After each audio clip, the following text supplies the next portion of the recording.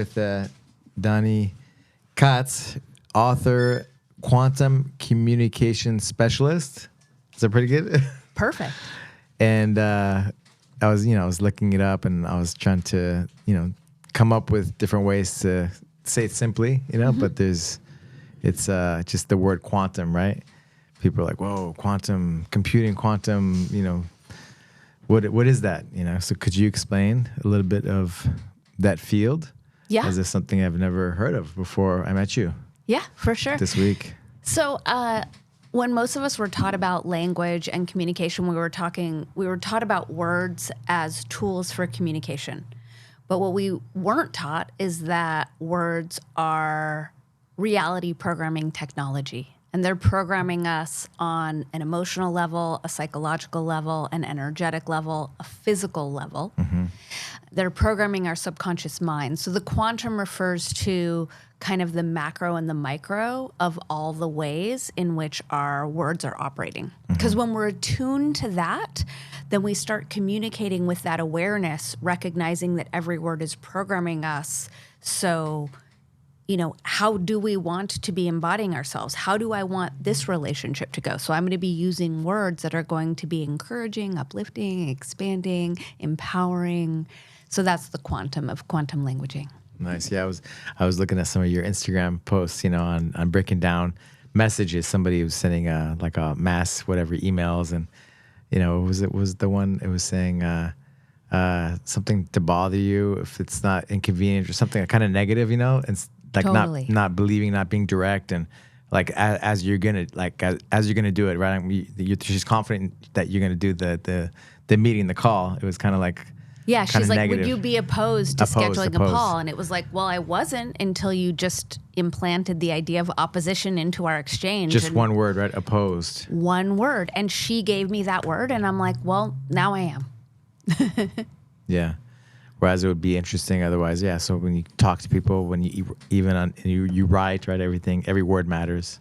It does. And that's the beauty of emailing and texting, is that we can see the languaging and we have a moment to check it before we hit send, right? When you and I are speaking, there's a little more pressure, right? Which is why I'm a fan of clear, cancel, delete. If I catch myself. Clear, cancel, delete, yeah. Yeah, because nice, it's right? letting the subconscious mind know, like, no, we're not going there, and then re-languaging it. But that is one of the upsides of the texting and the emails. We get to see it. Is this really the most empowering way to frame this? Yeah, you're able to filter it, right, as you need. Yeah.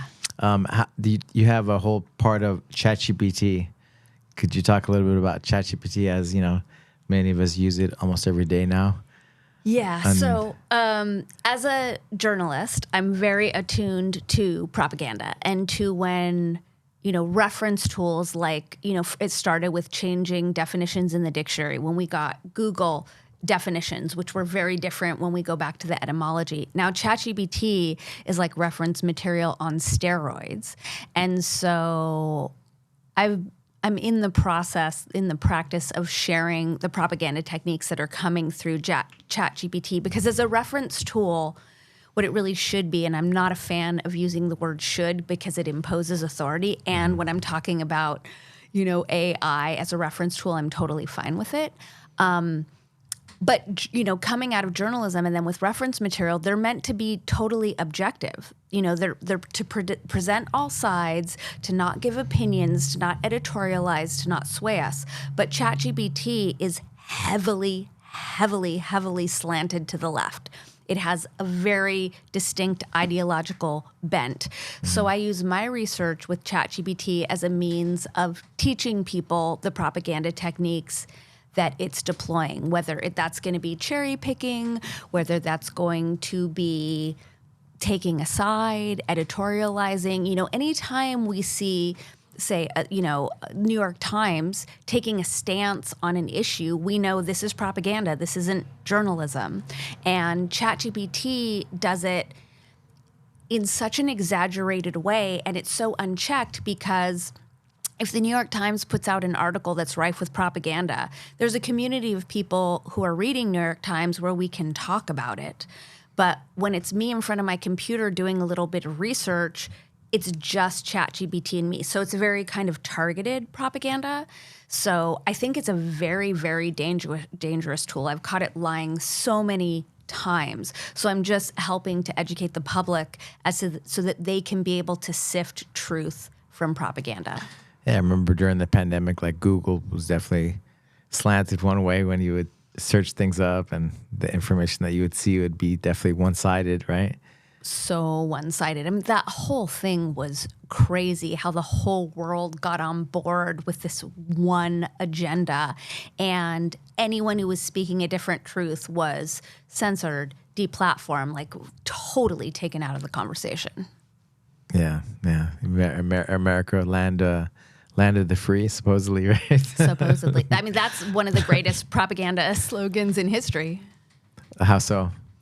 Well, I mean, we think that we live in a free country. We think we live in a democracy. We actually live in a constitutional republic, but we haven't lived in a constitutional republic since 9/11 and the implementation of the Patriot Act. We're no longer beholden to the Constitution because we're constantly under emergency powers, which are given to those who are allegedly elected to represent us, but they're really representing the interests of the oligarchs. So the Patriot Act changed so many things. Changed the privacy. Everything.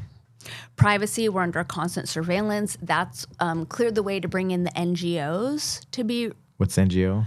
NGOs are non-government organizations. So a lot of these big philanthropies, Ford Foundation, Kellogg Foundation, Open Society Foundation, Rockefeller Foundation. Now these people are swaying public policy through their so-called charity, and all that kind of shifted with the Patriot Act. And then we have Obama and what he did with the Smith Modernization Act in 2012. What's the Smith Modernization? That made it legal for the government to propagandize the American populace.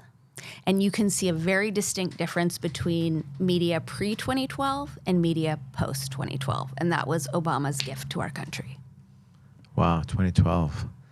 I guess for me, I kind of started to wake up during 2020 when I started to watch those press conferences, and I actually watched the whole thing. And then, the news or the headlines were completely they just took it out of context. It wasn't what Trump has said or what actually had happened.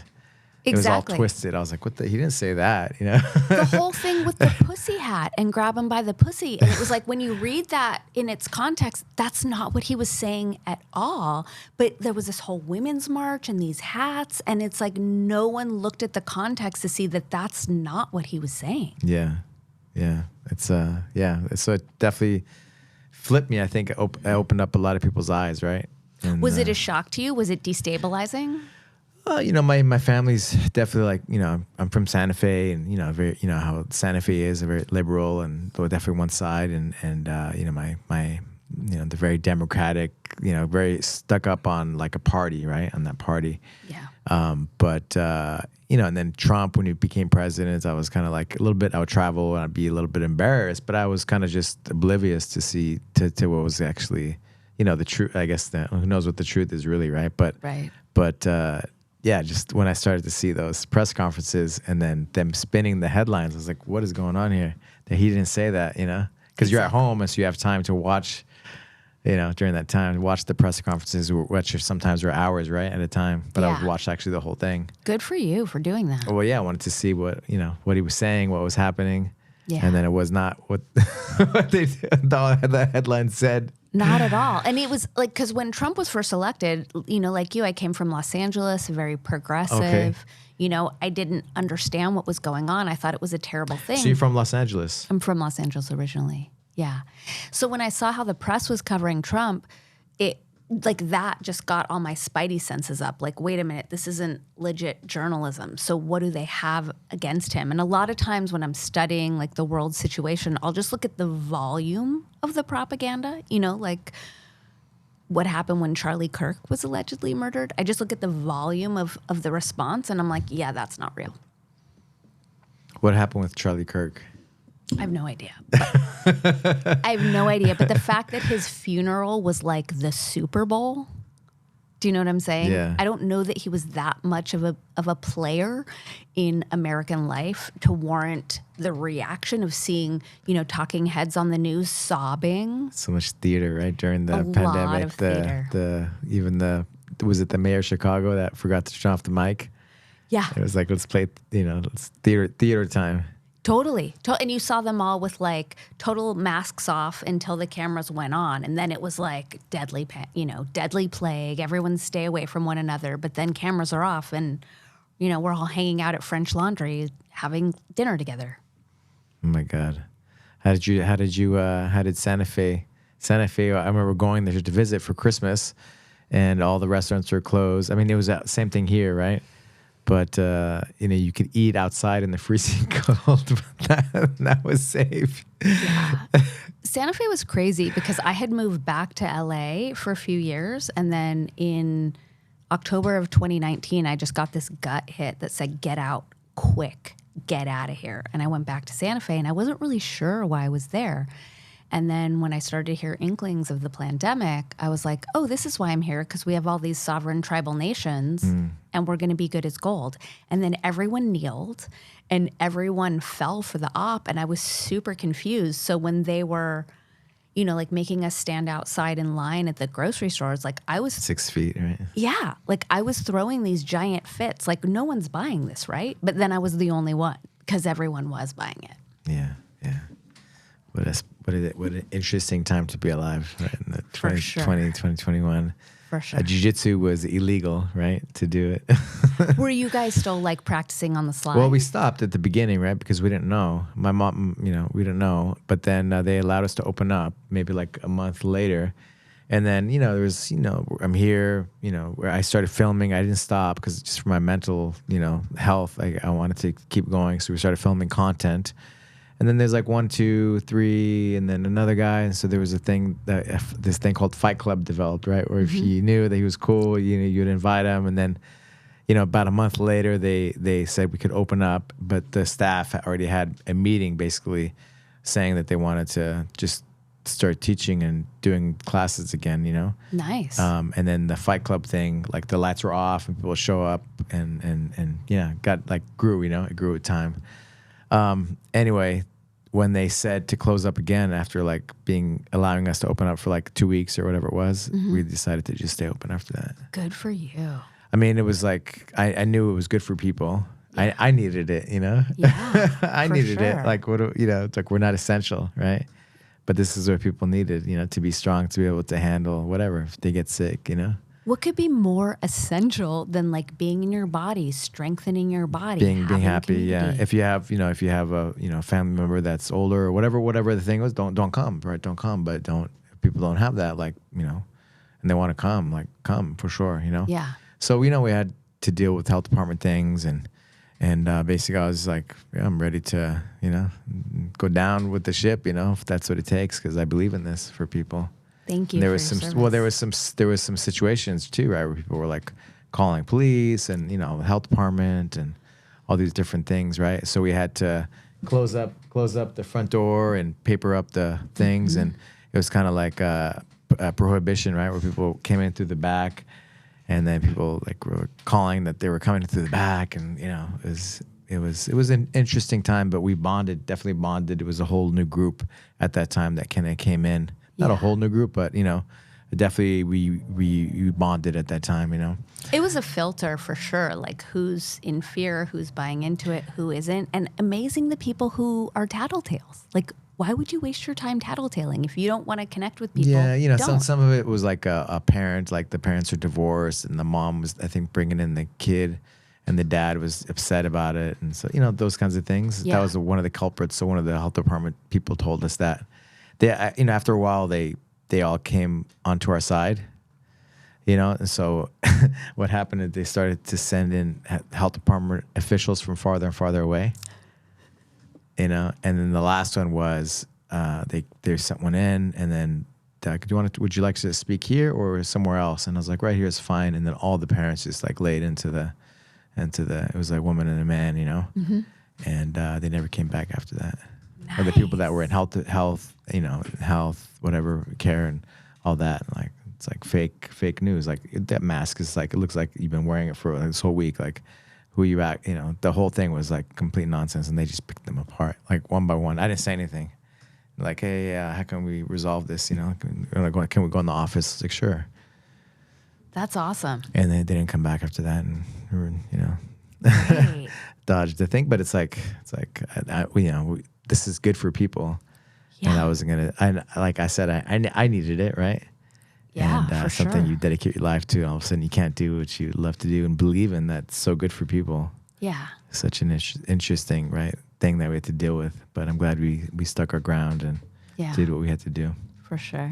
But we got through it. You know, we got through it, and here we are. You know, in 2026, celebrating 25 years of legacy.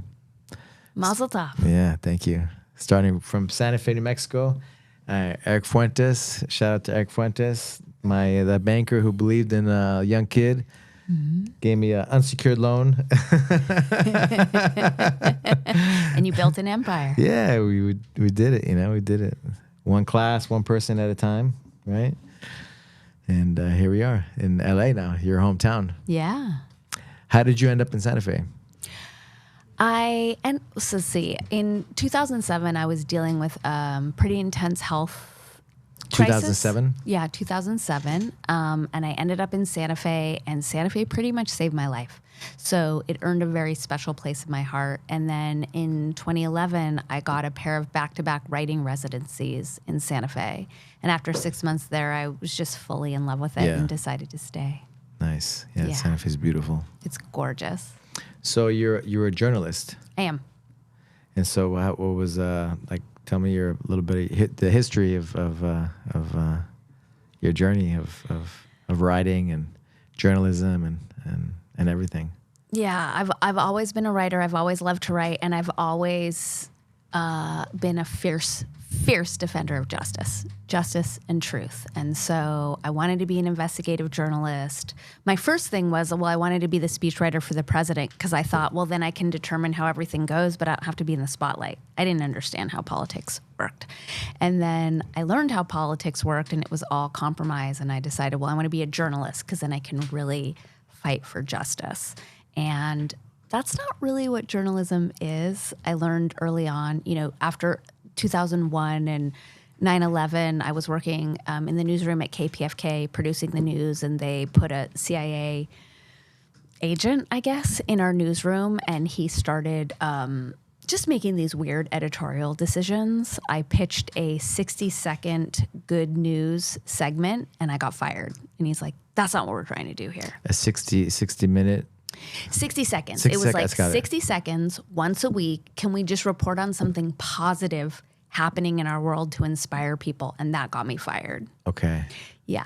I went to USC for journalism school. And yeah, I just like really believed the hype around Woodward and Bernstein. You know, on this end of it, I don't think that was really true, what happened with their reporting. But I was very idealistic, thinking that like I could do deep investigative work and expose injustice happening in this country. And that's just not how journalism is. So I started getting more and more edged out of journalism as like the social justice movement started to get louder in this country, and it just became like editors weren't willing to just put out news that didn't have a slant, that didn't back a certain ideology. So I started to experience more and more censorship starting like 2012 on. Was that after the Obama thing? Or, It was so. That's when Obama did Smith Mundt. I wrote an article for a magazine called Reality Sandwich, and it was about gender reassignment surgery seen through the lens of the 53rd gene key. 53rd Gene Key? Yeah. So the Gene Keys is a book, and it yeah, that's one of your books, right? It's not one of my books. Oh. But it's a book that I love, and it delineates each of the 64 DNA codons as a pathway to enlightenment. And so the 53rd gene key talks about life evolves to transcend and include every level that came before it, or every phase that came before it. And my take in this article, which I wrote in 2012, was first and foremost, I defend everyone's freedom. So if someone wants to cut off their junk, change their name, great, I'm all about it. But who benefits? Like, who profits from that? It's going to be big pharma. And we're not transcending and including if we're cutting off our genitals. So I was just inviting a larger conversation. And that article blew up and got so much hate. It was my first experience of being canceled. And after that, the magazine they defended me, but they didn't want to work with me because it was just too much heat. And that's when we started to see these ideologues having more and more sway in terms of journalism. And because of the pushback of like activists, then editors didn't want to take chances. So I started to see that encroach more and more. After the Me Too movement erupted, I was paid to write an article for Los Angeles magazine. And I was writing about the Me Too movement. And my perspective was, we're not talking, am I allowed to swear? Sure. We're not talking about starfuckers. We're not talking about women who are using men to get, we're not talking about why would a woman take a meeting at midnight at someone's hotel room, and like we're just criticizing the men, but we're not criticizing the women for not having their own backs or for using men to get ahead. So I wrote that for Los Angeles magazine, and after I turned it in, they said, well, we can't run this because it's critical of the Me Too movement. And I was like, why is that a problem? And that's when I just started to see ideology just like... Why did the Me Too movement get so strong? The Me Too movement got so strong because footage started to emerge of shooters on the ground from the Vegas shooting. So it was a deflection. So do you remember the big Vegas shooting? Sure, yes. Uh-huh. Yeah. So in alt media, like more and more footage started to emerge of other shooters and shooters around other hotels. And as that got louder, that's when all of a sudden it was front page news that there's a casting couch in Hollywood. Like, duh. Like, we all know that.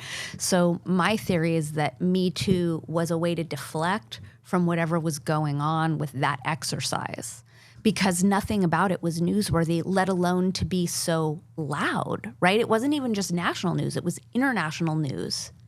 But none of it was new. We all know this. We all know that, people sleep their way to the top in Hollywood. Right. Yeah, so I think that was a giant deflection. Of the shooting in Vegas, Yeah. And there was multiple ones in Vegas? There are multiple shooters on the ground, and actually Tucker Carlson just did an interview with Ian Carroll, who actually did some really good reporting on it. And he thought it had to do with like Saudi Arabia and like whatever the politics were in Saudi Arabia and some exercise that was happening around like the royal family. We were talking about the fascia when we first got here, right? Mm-hmm. and the body, and me going to the fascia conference in Berlin many years ago. They had the stucco, the brother, is it brother sister, or husband and wife? Anyway, they're one of the fascia specialists, Mm-hmm.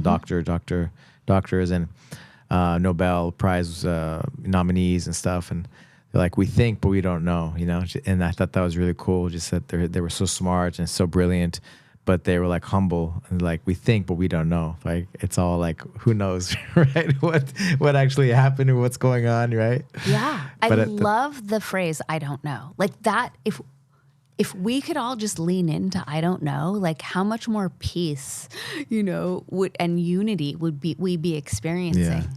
People getting crazy online and everywhere. Yeah. Trying to be right? Totally. Like who knows? You asked me before we started recording, like if I'm a Zionist, and I'm like, I'm not a Zionist at all. And I've had a lot of pressure from people to take a side on that. And I'm like, I don't know enough about it. Like, I'm totally ignorant. It would be out of integrity for me to exercise an opinion. I've never been there. I haven't done any research. I don't know. I think it's really ridiculous that our freedom of speech is curbed for something happening in another country, but I just don't know. Yeah. So let's talk about your books, right? You have is it 6 or 7 books? I have 4 books under my name, and then I wrote Shaman Durek's book, Spirit Hacking, for him. So 4 books under my name, 1 for him. Okay. So how did you begin writing these books? I had been playing around with this paradigm that I call quantum languaging since about 2007. I had a series of kind of shamanic initiations. I had a lot of different, like really intense health issues. And I I went to bed totally healthy one day, and I woke up paralyzed on the left side of my body in a lot of pain. My body was hunched over. I had 5 compressed discs in my upper cervical spine out of nowhere.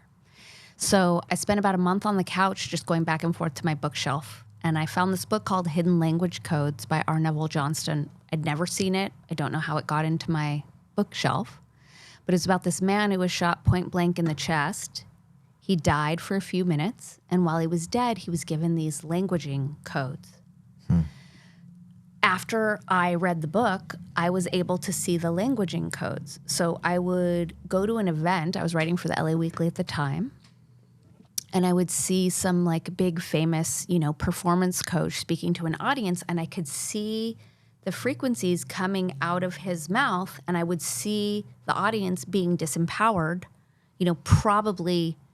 I don't think it was deliberate at all. But I could see these codes and how they were affecting people. And so I started playing with these codes just among me, myself and my friends. And I started to see a lot of shifts in my life, shifts in my health, shifts in my abundance, and recognizing like, oh, when we understand the frequencies encoded in language and we start speaking with an attunement to those frequencies, we're changing how reality itself configures. So I was developing this work. I started to call it quantum languaging. It's not necessarily the sexiest of names, but I feel it's very accurate. Because quantum is like there's so many possibilities, right? Yeah, it was speaking to all the different layers and levels upon which our words are operating, beyond just communication technology, but recognizing every word we're exchanging now between us is affecting our physiology, our emotional body, psychological body, spiritual body. So quantum languaging felt like it was accurate. And so I was doing a lot of public speaking around it. I was working with people one-on-one. I was doing talks at different conferences. And then a spiritual publisher reached out to me and asked me to write my first book, which is called Word Up, Little Languaging Hacks for Big Change. Yeah. And I was shocked by how much value people seem to be getting out of these books. So, this has been, as I got edged out of journalism, I embraced my path as a quantum languaging consultant more and more, and recognizing like this is really powerful work. And then I think it was Me Too actually really shocked me to see people, because my community had always been like the spiritual people, the people who go to Burning Man, the people who do psychedelics. So very like loving and attuned to our unity. And then after Me Too, I heard people in my community saying like horrible stuff about men, really bigoted, and it confused me. So I just started to examine the language and to examine like the larger culture. And I realized people keep dumping on patriarchy and making it seem like matriarchy is the fix. But the problem with this line of thinking is that everyone thinks we need that some group to be losers for another group to be a winner. And that is so outdated. Like if that's the game we're playing, then it's really on us to evolve the game, because this is a realm of abundance. This is a realm where we can all be empowered. No one really has to lose for someone else to win. So I started to recognize, hierarchy is the issue. The fact that we're privileging groups at all. And that became my second quantum languaging book, The Language of Betterarchy, which is a blueprint for evolving our because we need a guy to be a guy, and we need a woman to be feminine and a woman. Exactly. That's how we procreate. That's how the life and absolutely living our best life happens, right? 100%. And at the same time, we need to be attuned to like our inner masculine and our inner feminine. Like I can step into my masculine if I'm traveling and I have to figure out the subway system and moving myself from A to B. And I also know, when I'm hanging out with that cute guy over there, I really want to be in my feminine, right? Or if I'm in a coaching session and it's time for me to like really listen. So it's also recognizing those parts of ourselves.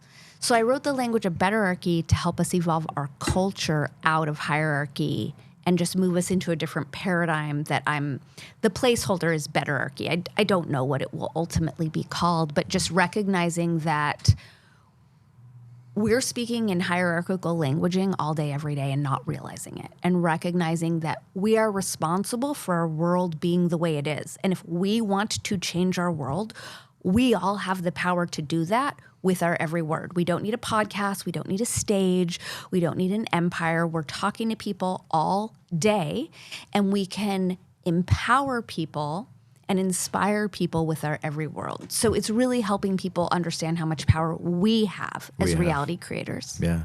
We create it, right? The perception and reality, and we create our reality with how we think, right? What we believe in. Absolutely. Yeah. And every word we speak is going to be a reflection of our belief systems. Yeah. You know, so that's another piece of it is, you know, giving some people some languaging upgrades and recognizing, like, if I say, you know, money comes to me easily and often, and when I say that, if I feel like I'm lying or like I'm going to cry or like I'm a fraud, it's showing me, oh, there's a belief system that is needing upgrading. So there's, you know, so much use to these tools that I call quantum languaging. So you said Word Up was the first one. Second one was The language of betterarchy. the language of Betterarchy. betterarchy, and the third one. So I wrote, I created the illustrated guide to propaganda Yeah. during the pandemic. So I was recruited by some homeschool groups to teach homeschool when everyone was taken offline. Yeah. And they asked me what I thought would be most helpful to the students. And I thought, teach them about propaganda and media literacy so that what we're going through never happens again, so that they're not going to be swayed by these manipulative media techniques the way that we've seen, you know, so many of our adult brothers and sisters be swayed. Mm-hmm. And when I first taught the course, I was using the Bernays propaganda book, but that's not that fun for 14-year-olds and 15-year-olds. So I got hit with the bioweapon myself, and I was furious because I don't even believe in germ theory. And I was just like, I was just so mad that, you know, this was happening. So I decided I'm going to write an illustrated guide to propaganda for my students so that they could have, you know, something. And it was really heartbreaking seeing 13 and 14-year-olds being shamed and outcast from their communities and uninvited from birthday parties because of their parents' choices for them. And my heart was just breaking so hardcore for my students that I wanted them to have this book, you know, so that they understood that, like, they weren't doing anything wrong and that, you know, the world was just being manipulated right now. Yeah, like speaking of the pandemic too, right? The schools, because the kids were homeschooled, right? So we never saw some of the classes and the things that were being taught to the kids before that. But then all of a sudden we're like, whoa, what's going on here? We were shocked. And I think we made the national news, like Glendale Unified, because of all the Armenians. They're like very traditional families. Yeah. And they like protested because they're like, we're not having it. All these, you know, like sex things at a young age in elementary school and things like that. So, and they made the national news, and then they got these protesters from other places. And people know who they're not from the neighborhood. They're not from the town. So, and they were not having it. You know, they were not having it. I love that. I'm so grateful. Their grandmas, you know, parents. They were like all in for their kids. You know. Awesome. Yeah. We need more of that. Now is not the time for people to just silently watch injustice and think it's not on all of us to shift it. Yeah. And what was the last book? The last book is actually a transformational coloring book called Yes, I Am. Okay. It's 454 pages divided into 12 I am chapters. So I am confidence, I am optimal health, I am love. And it's a coloring book? It's a coloring book, yeah, for kids and grown-ups, and just a way to know ourselves better, to be more authentic, to be more empowered, and to be more accepting of ourselves in our messy totality. Wow. And then the co-authored book that you did? So there's a shaman named Shaman Durek, and he's a 6th-generation spirit shaman from an African lineage. And I wrote his book for him on spirit shamanism. Nice. And what was that? What was the book, his philosophy on? His philosophy was really very empowering.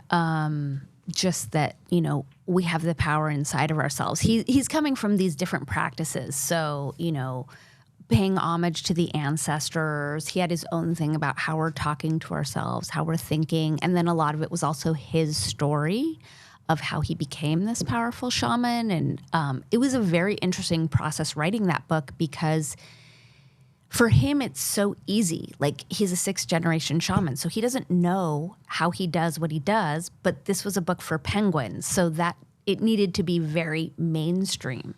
So it actually involved me channeling his dead great-great-grandmother and being in contact with her through the ethers to figure out how this stuff was actually happening. I know that sounds crazy, but it was a really fun project. Cool. I was just thinking about just the solution, right? Propaganda, all the noise, pollution, whatever, our ancestors' DNA and the memories that's stored in that, right? The trauma, they say like at least 2 generations. And so all those things that are inside of us, right? Pre-programmed, and then the environment too.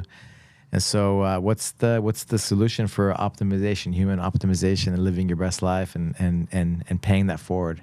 That's such a great question.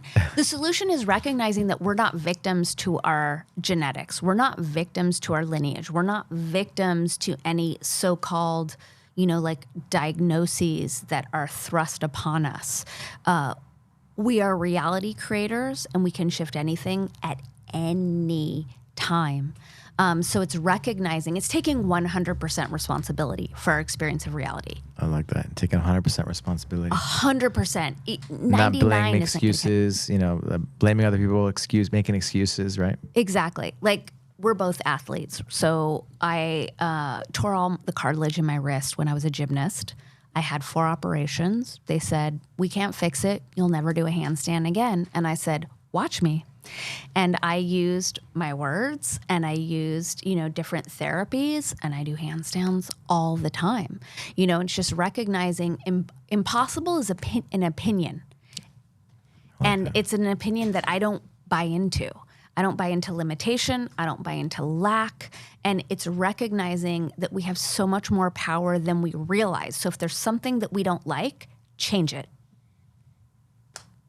Love it. Dr. Joe Dispenza. I love Joe Dispenza. I was reading his book, and because I was going through my MS journey, and then they treating me like my life was going to be over, right? Like I'm going to be in a wheelchair and this and that. And then so you start studying and seeing, feeling things out, right? The directions to go. And one of the guys I really enjoyed was Joe Dispenza, and how he talks about, the quantum field. Where every atom, right, the smallest particle. You have like the nucleus, which is like 0.00001, I don't know how many zeros, 1 of the size of the atom is the nucleus, the mass, the actual mass, and the rest is energy. Exactly. The electron, right? If you look, the electron, that whole space is the quantum, right? Exactly. That's the atom. So what's keeping it together? What is that? Right. And so our thoughts, right, is one thing. Our thoughts, like how much that's who we are. Our thoughts and how we feel, right? Even like subconsciously, right? Yep. And so I was like, okay, and just his story of how getting, being hit by the car and breaking every part of his body, and the doctor's telling him, your life's over, and he's like, he figured it out, if I'm able to heal myself with his thoughts, and just I always think about that, just we live how we think is the direction we're gonna go. It's everything, because the subconscious mind is responsible for 95% of our experience of reality. And the subconscious mind is programmed primarily with our words. So whatever we're saying, thinking, on these repetitive loops, that's what's determining our experience of reality. When we talk about the Western medical paradigm, and no disrespect to doctors, but their number one priority is not our well-being. It's not getting sued. We're second to their desire to not be sued. So they're always going to give us worst case scenarios to cover their own butts. And I'm sure they don't mean harm, but because we live in a realm where people think that people wearing white coats with initials behind their name are somehow better or higher or have more authority over us than we do, a lot of people will give their power away to these diagnoses. Yeah, when we have the power. We have the power. So anytime a doctor's ever told me something, like I I don't create conflict with them. Thank you very much. In my mind, I'm like cure, cancel, delete. And then I take matters in my own hands. And I think there's nothing more empowering than taking control of our health and our bodies and moving past projected limitations or perceived limitations. I mean, I'm sure you know that as an athlete, when we do something that we didn't think was possible to do, there's no way you can buy that empowerment. You know, it's the best feeling. So I'm really a fan of just taking responsibility. Any physical thing I have, I always frame it as an upgrade. This is an opportunity for me to upgrade. Opportunity, yeah, that's it. It's an opportunity, right? Instead of like blaming, making excuses, opportunity to become better. Exactly. And like laying hands on my body, thank you for healing so quickly. Thank you for getting stronger. This is going to quantum leap us. And it always does, you know, and recognizing every cell in our body is listening. You know, we live in a quantum holographic universe. So if we think about it that way, then every single cell has ears, right? So if I'm telling my body it's broken, I'm in pain, we're getting worse, right? Even that better worse, it's like, no, sometimes it's just a communications. It's just the body communicating maybe a little bit more loudly, maybe a little bit more intensely, taking that judgment of better, worse off, recognizing that our cells are listening to everything we're saying. So always framing it as an up level, an upgrade, a quantum leap. You know, you're talking about athletes, right? When you're around like winners, right? You can, the self-talk, how they speak, it's different than like a low performing athlete, right? It's like night and day, right? Totally. What do you notice in that? I mean, that's it. Like how they say, like they oh, I can't do it. Like, let's go. Like, yes, it's party time, you know, like they're excited, you know, they're happy, they're ready. They believe in themselves. Exactly. And even just that, I can't do it versus I'm still learning. I'm in the process of mastering. We just went from a limitation and a closed door to an open door and an opportunity to thrive. You know, Michael Phelps, right? He, I love like these little like cut shorts and stuff that I see, you know, and he's like, you know, because we're more designed for like negative thoughts for survival, right? Totally. And so we say or think things like more in the negative, right? So I don't know what the percentage is, but much higher than the positive. And so you have to kind of work consciously to program, right, in a way to, like, for example, he would walk under a door, and every time he would walk under a door, he would be like, I'm the best, or something like that. Yeah. And then he would like an auto suggestion. You know who Napoleon Hill is? Yes, absolutely. So when I was 18, I read his book Think and Grow Rich, and that's how I kind of designed my roadmap for jiu-jitsu and, you know, becoming the best and all that, you know. But that's awesome. It has that chapter of auto suggestion, right? And that's totally. I'm talking to myself all day, every day. Like you're saying, my wrists or whatever, like the positive way, spinning it, right? Exactly, because which is a choice. It's a choice. The brain has a negative bias, whether that's natural or we were indoctrinated into that, I don't know. But it does take conscious, active effort to stay in the positive. And it's so worth the effort. Yeah, yeah. Let's talk about frequency. You were talking about frequency earlier, about like the clothes and just the different fabrics. We talked about that a little bit. I think it was yesterday or the day before, you know? Yeah. Could you talk to me a little bit about like, you know, energy and frequency of just things that we wear, for example? Sure, yeah. So both Tesla and Einstein said, if you want to understand this realm, study frequency, right? When we take it down, just like you were talking about, you know, the nucleus of the cell, it's really mostly empty space. And it's just like, what frequencies are we resonating at? So when we look to fabric and the clothes we wear, you know, linen has the highest frequency, wool has a high frequency, all the natural fibers, you know, organic cotton. If we go into like polyester and, you know, viscose and those things, they're a lower frequency. And just recognizing this is a realm of frequency. This is also a realm of like attracts like. So if I'm attracting negative experiences in my life, my smartest move is to look at, where am I vibing low frequency, right? Where am I putting out the type of energy that would attract this in my life? So when we're attuned to frequency and attuned to raising our frequency, it's so helpful to be attuned to the fabrics that we're wearing and how we're encasing these vehicles that are moving us through time space. You know, people are getting smarter, right? For example, you know, I don't know, 10 years ago, 20 years ago, like more, right? People go to clubs and party and drink, and now like the seems like everybody's more into wellness and these health things, right? That's the way. That's the social kind of the everything's moving in that direction, right? The younger people, right? Yeah. That's great, right? It's fantastic. I mean, now at parties they'll serve like ashwagandha or reishi mushroom. It's fantastic versus, there's no alcohol that's not going to lower our frequency. So it's great to see us moving in that direction. Yeah, like this staying up, whatever. This is great to see that everything moving in that direction compared to, and it's. Yeah, got the big beverage companies, right? They're like the alcohol companies, right? They're definitely, hurting, right? These Definitely. last few years. I don't know, has it been since the pandemic, like 2020? It seems like a little bit like there's maybe that twist. Well, it's also, since the legalization of cannabis, there's like a different push in that direction. So I think maybe more young people are leaning that way. I'm definitely not advocating for that. But here in Los Angeles, it's like the high vibe beverage capital of the like multiverse. the social interacting, right? Instead of doing it in the club, you're doing it at these wellness things, right? Yeah, that's exactly. like the cool thing to do now. Yeah, we went to Erewhon in Pasadena, and it's like all the, $70 smoothie. It's crazy, but it was interesting to see how many young people there, and I don't know that they were necessarily attuned to health, but it was like cool to be there and great for them because they're putting, high vibe health optimizing stuff into their bodies. Yeah, it's I love it. I love it. We've been talking about this maybe like 10, maybe more. There was a quote by Albert Einstein. It says, the most important choice you're going to make in your life is to choose whether the universe is on your side or against you. I totally agree with that. What are your thoughts on that?